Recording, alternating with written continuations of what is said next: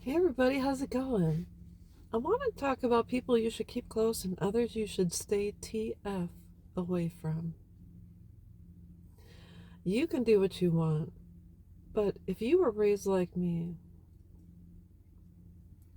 basically you kind of were instructed to suck it up and move on, just the way it was. I was not coddled as a little girl. If I fell, I got up and brushed myself off and moved on. And I'll just tell you, I had the best of friends. Some I'm still close with today, even after all this, even after all this time.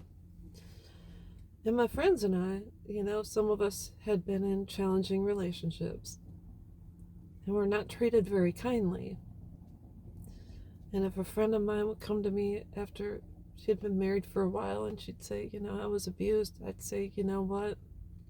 I'm here for you. And we're going to work through this. And we're going to get you back up and move you on because your life is worth living and you deserve joy and happiness. And something went down, I'd be there to listen. And her joke was, I'm going to, you want me to smash into him with a semi? And it was a metaphor. But just let her know that the behavior from so and so to her was not acceptable. And I had her back. And so I have amazing friends. Because of them, I've been able to get up and move on. But then in my own family, and I'm going to give you a breakdown. So there's 4 girls in my family. My parents married back in 67, 68 and had my sister in 69. And even though they didn't follow the rules, according to what the OBGYN tells you to wait 6 weeks, when my mom went in for a 6-week checkup after she had my sister, she was pregnant with me. And so I was born 10 and a half months after my sister, making us Irish twins. And you would think, being raised with someone throughout the years, that person would have your back and treat you with kindness. In fact, my sister was held back in the 2nd grade, so we ended up being 2nd grade on up together.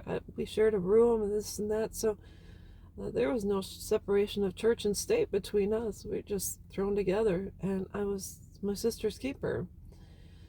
And my sister pulled some stuff. She's done some stuff that people turn over in their graves thinking about. She ended up befriending the man who had assaulted me in the military, told him things about me. She sent my husband a message. She's tied it with my kids and trying to bring me down, of which she has not succeeded. And so when I talked to my mom, she'd say, well, the past is in the past. You got to let it go and move on.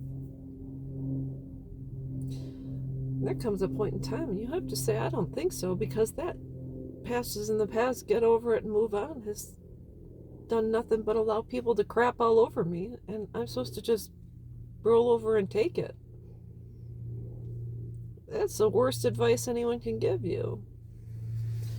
So I just want to say, you got to watch out for people. If you, like me, were raised to take care of other people, put them first and you last, and if someone's not feeling well, so you got to check on them and take care of them, this and that. Oh no, I don't think so.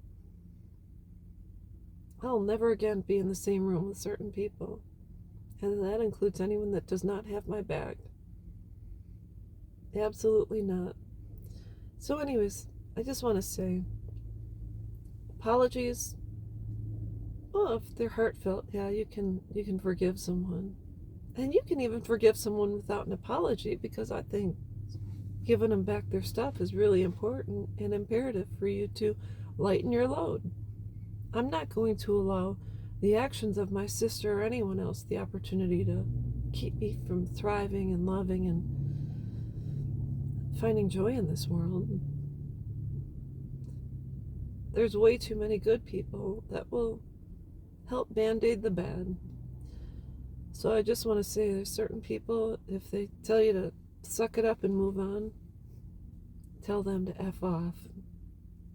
You don't need those type of people in your life. It's not worth it. Why? Because they will always make excuses for bad behavior, regardless. And that's just the way it is. So anyways, that's all I've got. and I will be back.